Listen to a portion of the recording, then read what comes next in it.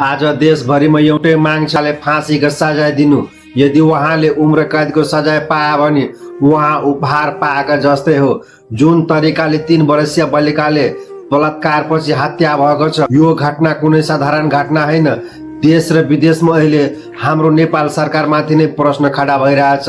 यतिसम्मको पापी मान्छेले यदि फाँसी भएन भने हाम्रो देशको कानुन मरेको जस्तो हुन्छ। तर सबै नेपाली जनता अहिले एकजुट भएर गरिमा चौधरीको साथमा उभिएको छ र न्यायको लागि सरकारसँग अपिल गरिरहेछ र दोषी व्यक्तिलाई तुरन्तै फाँसीको सजाय दिनु भनेर अहिले स्थानीयवासी देशवासी एकजुट भएर सरकारसँग न्याय मागिरहेछ। तर सरकारको कुनै चासो देख्दैन।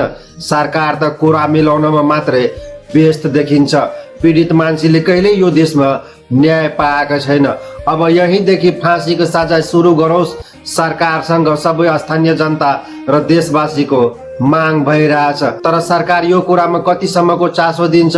यहीँबाट फाँसीको सजाय सुरु हुन्छ कि हुँदैन, अब यो घटना पछि नै थाहा हुन्छ।